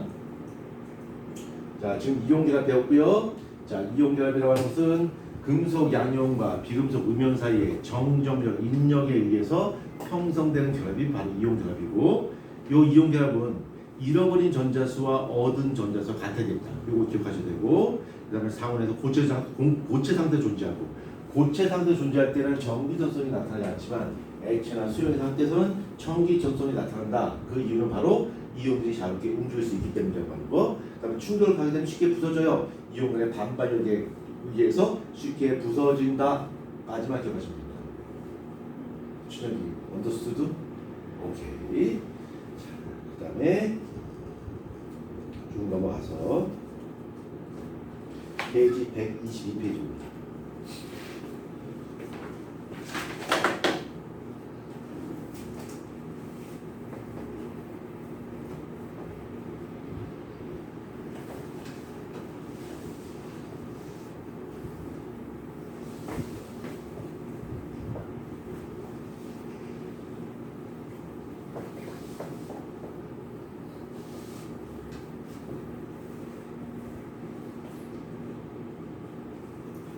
자, 120페이지. 수연아 무슨 결합이지? 공유결합, 도깨비 결합 한번 봅시다.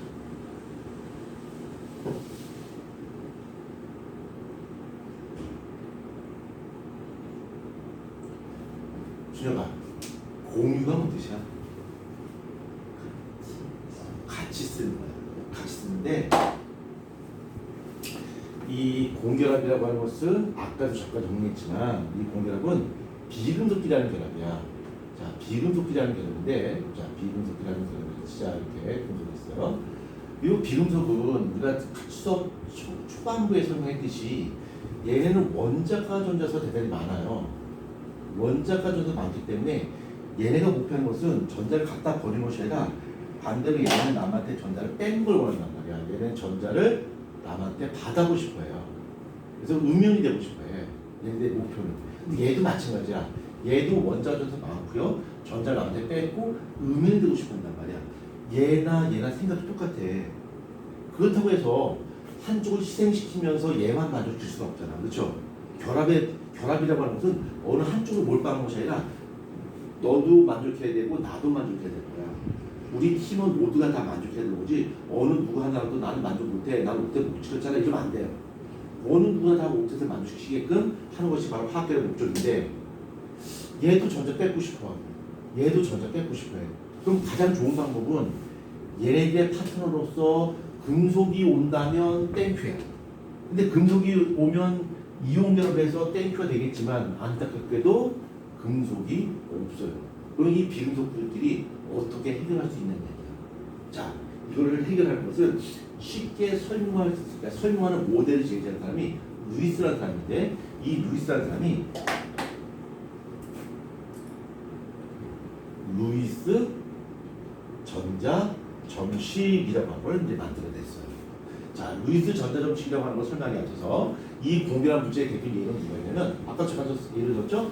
H2라든가 CO2라든가 CH4라든가 NH3라든가 이런 것들이 바로 공결한 물질이야. 이제 여러분이 뭘 알게 되냐면 탄소가 수소와 결합하게 되는데 이때는 수소 4개랑 결합해요.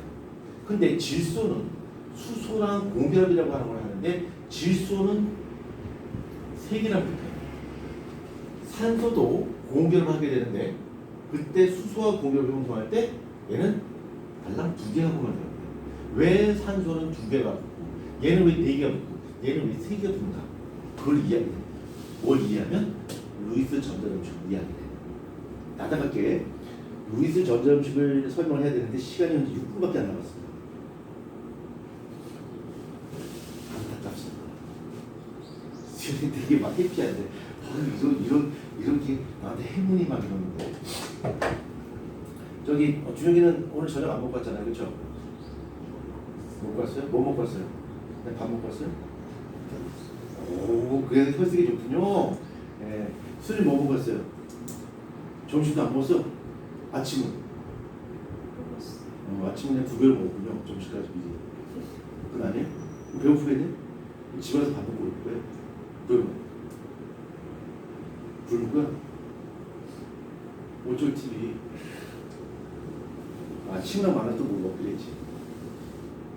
친구랑 만나서 그냥 떡볶이 먹고 그런 거죠. 아무도 안 먹어요? 아, 집에 가서 이제 집에서 안 먹어요. 얘는 집에서 또 먹어. 집에 가서 또 먹을 거지. 어? 먹잖아, 그렇지? 자, 루이스 전자식 뭔가만 설명하고 끝내겠습니다. 루이스 전자식이 뭐냐면 원소 기호 주변에 그 원소의 원자가 전자수를 동서남북의 점으로 표시합니다.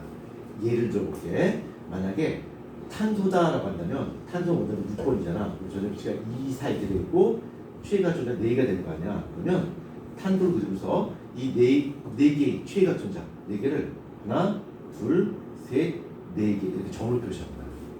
만약에 7번의 질소다라고 한다면 얘는 전자비치가 2, 5 이렇게 되겠지. 최가 전자 5개야. 그럼 질소 원소 그리고서 최가 전자를 하나, 둘, 셋, 넷, 5개 이런 점으로 표시합니다. 이걸 뭐라 불러? 루이스 전자 점식. 하나만 쓰면 끝날 거야. 진짜로 끝낸다니까. 자, 요때 얘가 혼자서 존재하지, 그렇지?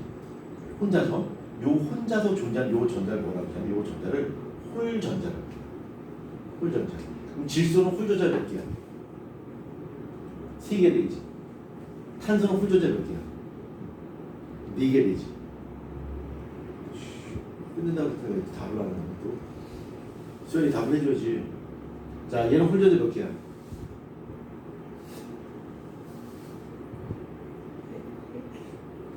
주제가 끝내기 싫어? 너 이제 밥 먹었다고 이제 3대도 먹고 너는 배 안 고프다 이거지, 그치? 그러니까 신경 없어도 된다 이거지, 그치? 저 봐봐 얼마나 간절해. 나 지금 배고파 죽겠어 지금. 나 쓸 것 같아 뭐 이러고 있는데 너는 아 일단 상사 먹고 왔거든 배불러 뭐. 자, 홀전자 몇 개? 홀전자 몇 개? 산소는 홀전자 몇 개일까? 산소는 원자로 8번이거든? 얘는 2, 6 이렇게 되겠지. 산소 이렇게 있으면 하나, 둘, 셋, 넷, 다섯, 여섯. 얘 홀전자 몇 개? 2개가 됩니다. 2개. 그렇죠? 오케이? 자, 다음 자리 보고 계속 이어서 합니다. 자, 저녁 드시고 오십시오.